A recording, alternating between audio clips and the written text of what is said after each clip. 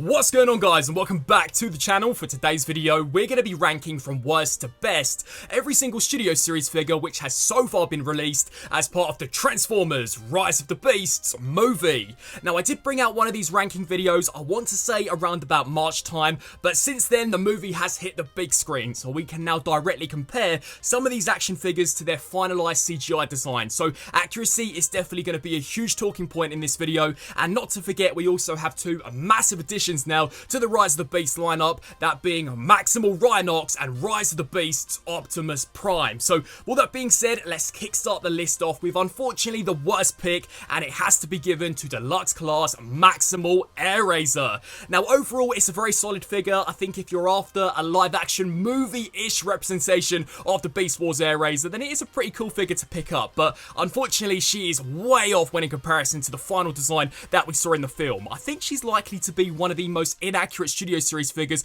which has ever been released, even worse than the Volkswagen Bumblebee, which does kind of suck because I think she had the most screen time out of all of the Maximals in the movie. But to go through a few things which are inaccurate, first of all, the colour scheme. I mean, it is completely off what we finally saw in the movie. Not to forget the head detail of the Beast Mode as well really doesn't match what we saw on screen, and this may be treading into some slight spoiler territory, but I'm pretty certain you guys have all probably checked the movie out for yourselves, but she never transformed in the film. She never had a robot mode, so I do wish in some ways this could have been a case like we saw from the Studio Series Fallen, where Hasbro really prioritised the mode that we actually saw in the film, and the robot mode was just left kind of compromised. I wouldn't have minded that, you know, had they kept the Beast Mode as accurate as possible, I think this figure would have been way nicer in my opinion, but she's clearly an example of something which was initially based on concept art, so this is definitely a case where we are 100% going to need a version 2.0 in the future, and not to mention her transformation is basically just a direct rehash of the Kingdom Airazor, so she really didn't have anything new to offer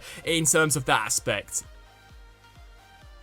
But following incredibly closely in front would have to be given to Arcee. Now, she's only a core class, and for that kind of price and skill point, I definitely don't think it's a bad figure by any stretch of the imagination. But much like many collectors, I personally would have loved to have seen a slightly smaller scale deluxe with a much more complex conversion over what we ended up getting, because in the movie, undeniably, she had one of the most badass live action Arcee designs, which I think has ever been seen. I mean, she really did look 1,000 times better, in my opinion, when in comparison to what we saw from Revenge of the Fallen, and there are quite a few compromises made to this release because it is a core class. I mean, for example, I do think it's way too small when in comparison to how she actually scaled with some of the other Transformers in the movie. She is kind of plagued with a lot of kibble, especially with the wheel just kind of hanging off her back and the entire front portion of the bike hanging off her butt. So with a deluxe class, you know, they definitely would have been able to refine some of that kibble. The bike mode is pretty decent, as so is the transformation, but much like Airazor, this is definitely a character which I think needs a version 2.0 of. Maybe even that upcoming weaponizer could potentially be a decent stand-in until Hasbro do give us a Studio Series Deluxe version of this character.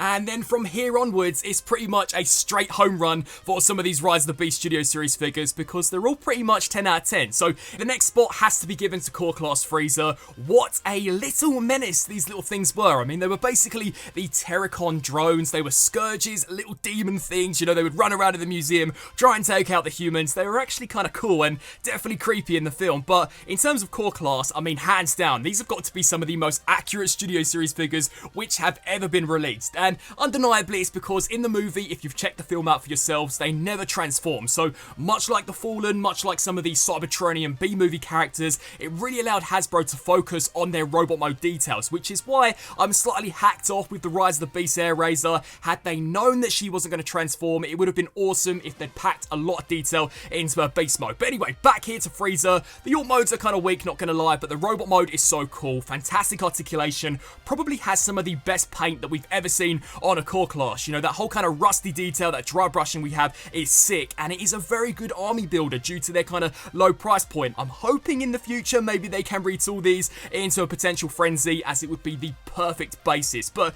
yeah, Frieza awesome, but definitely has a slightly unfair advantage due to him never actually transforming in the movie. Now, taking the next spot, I had to give this to Battletrap. Now, if I'm going to be honest, I think these next three that I'm going to be ranking are pretty much all on par with each other. So consider this part of the video kind of interchangeable. You could have Battletrap in front of the next two, or you could have him in the middle or behind, you know, completely up to you guys. These three are all pretty awesome, but in terms of Battletrap, overall, a really good design, brilliantly adapted into Studio Series. To be honest with you, when I was watching the movie, I thought it was near enough flawless. You know, the bot mode barely had any inaccuracies. There were a few, such as the engine block being missing in the center of the torso, but besides that, the bot mode looked near enough smack on. Great articulation, amazing detail. It's awesome to see some of these Transformers based on live action actually retain some of the vehicle mode pieces. That was something that unfortunately was slightly phased out as we got into Age of Extinction and Transformers The Last Night. It would have been awesome had he included the Gatling gun, as we did see him use that quite a lot in the film, but the mace accessory is definitely pretty awesome. If they were to ever approach this character in the future, I would maybe like to see them perhaps get rid of the arm kibble that he has just kind of hanging on the underside. It does look kind of ugly, and when you actually see the character in the movie, he never had any of that. So yeah, that does kind of suck, but in terms of the transformation, completely different when in comparison to what we've seen previously. And the truck mode, if I'm going to be honest, I think is really solid. I mean, there may be a few things which perhaps I wish were slightly more cleaner, but for a Voyager, for the first pass at a live action movie Battletrap, definitely a very solid figure, and personally I think is definitely one to pick up. But then as we move on to some of the Maximals, you know, the big talking point of the Rise of the Beast movie, the next spot had to be given to Cheetor. Now, this originally was one of my favourite Studio Series Maximals until the release of the next one, which we're going to be talking about, and surprisingly, despite the huge inaccuracies that we saw with Airazor, this one is actually pretty spot on to the final movie design. Incredibly articulated. I mean, you can pretty much pull off all of the very few dynamic poses that we saw in the movie. He definitely needed way more screen time than what he had. I'm hoping that if there is a sequel to Rise of the Beast, that the Maximals are slightly more featured, especially, you know, Cheetor and Rhinox, as it was mainly Primal and Airazor that we saw. But anyway, back here to Cheetor, a really nice transformation. I mean, they pretty much completely reinvented the traditional Beast Wars transformation of Cheetor. You know, the cheetah head kind of stacking away inside the chest is awesome. It does create for a complete different transformation experience in terms of the cheetah mode. It's definitely cool, but I think it would have benefited from a few extra points of articulation and maybe a slightly lighter shade of yellow. I mean, in the movie, I think the colour scheme of Cheetor was a little inconsistent, but yeah, way better than Airazor in terms of a live-action Beast Wars character, and overall a fantastic figure, especially if you do pose him out with some of those javelin accessories, which can only mean that taking the next spot has to go to one of the newest additions for the Rise of the Beast lineup, that being Rhinox. So far, my favourite Studio Series Maximal, at least until we get the release of the Leader Class Optimus Prime, as I think that one is probably likely to be the king of the Rise of the Beast Studio Series figures, but very accurate looking robot mode. Unfortunately, he really didn't have a lot of screen time in the film, so it was awesome to see them really nail the design of the character, and yeah, the colour scheme, a massive step up when in comparison to what we saw from the mainline version. Much like Cheetor, they basically completely reinvented the transformation, way different when in comparison to any of the Beast Wars Rhinox figures that I own in my collection. You know, they too also got rid of the Rhino head in the bot mode. Much like Cheetor, it does stow away within the chest, which is just super cool, especially in terms of a brand new transformation. And the base mode, definitely hands down the most accurate and the best live action base mode, which I think we've so far seen for Studio Series. Maybe even slightly better looking in my opinion than the Studio Series Grimlock for Age of Extinction, as that did have quite a few gaps, but with Rhinox, I really can't find many faults with it at all. Way nicer again when in comparison to mainline. Surprisingly, it's pretty decently articulated, which is why he kind of took a ranking up when in comparison to Cheetor, because you can actually get the beast mode into a few poses when in comparison to Cheetor. So yeah, overall, definitely a banging entry. If you can only pick up one Maximal from this Studio Series Rise of the Beast line at the moment, I would definitely recommend to check out Rhinox. Which leaves only three. So taking the third spot, this has to be given to Leader Class Scourge. Damn, what a villain this guy was in the movie. I think he's probably one of the most formidable foes that the Autobots have ever gone up against. I mean, I think maybe even slightly more intimidating than Lockdown, especially that opening scene, you know, when he lands on the Maximal planet and he's about to go up against Ape Link. The soundtrack just gave me chills. He was so scary. But in terms of the figure, overall, it's very good. You know, in terms of accuracy, I'd say it's decent. If you've checked out the movie, there are a few inconsistencies, but I wouldn't say anything to the extent of what we saw from Airazor. Airazor. He definitely does, for the most part, match the overall design that we saw from Scourge in Rise of the Beasts. Maybe could do with an update in a few years' time, but honestly, it's not one that I'm clamoring for. I am pretty happy with this leader class figure. Amazing details, especially with some of those kind of trophy insignias that you can see packed into the shoulders and onto the front grille. That was something that really stood out to me in the film, so it was wicked to see them kind of translate that pretty nicely into a Studio Series figure. Fantastic articulation. I mean, in terms of the poses that you can get this guy into, it's actually kind of sick, especially paired alongside the Rise of the Beast Optimus Prime. Transformation, I'd say, is 50-50 in terms of enjoyability. The entire upper half is definitely complex, exactly what you'd expect from a leader, but in terms of the legs, it does just feel to me like they perhaps ran out of budget because not much goes on at all, and as a result of that, you're left with a truck mode which looks pretty decent from the front, but kind of trash looking from the back. Overall, it's not enough to kind of massively detract from the overall enjoyability of this guy, but again, if they ever do decide to approach this character design in the future, I do think the rear of the truck is definitely something that they should potentially look at maybe tidying up. But overall, a very good figure and definitely one of the more posable leader class releases which I think we've so far seen.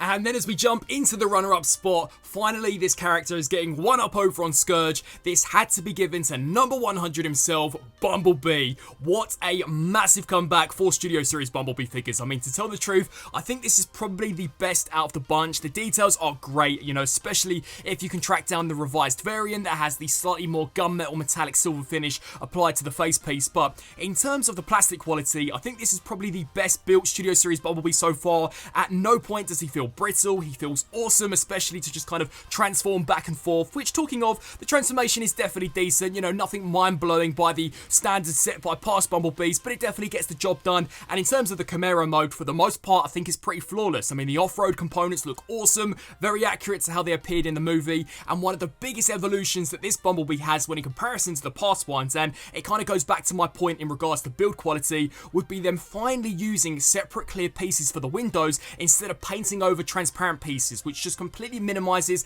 any of kind of the inconsistencies between the yellow. Definitely one of the nicest Studio Series B Camaros that I think we've so far seen. If I were to be critical, it's that the kind of arm undercarriage kibble we have isn't the best, and considering that this is number 100 in the Studio Series and definitely like the 100th Bumblebee Hasbro figure that we've seen, it would have been nice had they tried their best to minimize the kibble. But overall, definitely one of the best Bumblebees, and I don't think you can go wrong with this figure at all. Enjoyable robot mode, solid transformation, and a pretty sick looking vehicle mode.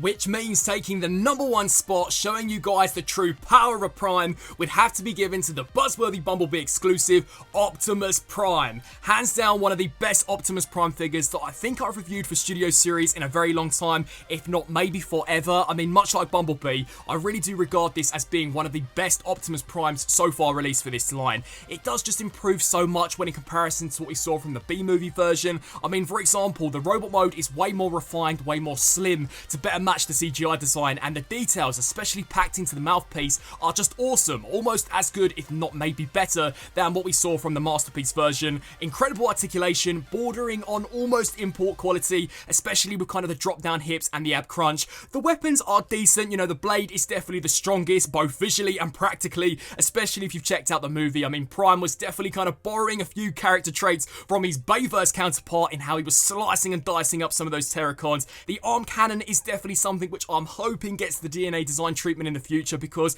it's just way too small. I mean, pretty much the entirety of Prime's forearm in the movie transformed, whereas this time round, it's just this tiny little circular attachment which pegs onto kind of a stump at the end of his arm. It really doesn't look great, sadly, but besides that, I'd say the robot mode is pretty much a home run. In terms of the transformation, I find it to be very similar to Studio Series Scourge in the sense that an awful lot goes on in terms of the whole upper torso, but then in terms of the legs, it really does just seem like they ran out of budget, and I do believe that was the case with this Rise of the Beast Prime. Considering he was an exclusive, I think initially he was only meant to be a very slight partial of the original Bumblebee version, but then for whatever reason turned into pretty much a brand new figure. They run out of budget towards the end, which is why the whole rear of the truck looks the way it is, and I really can't sugarcoat it. You know, the back of the truck looks terrible, the front of the truck looks decent, so I am hoping that if they were to ever approach this character design in the future, that they would maybe re-engineer the entire back of the truck to better match what we saw from the B-movie B-movie version, because I do think that is probably the only significant area that the B-movie version is vastly superior over the Rise of the Beast counterpart. And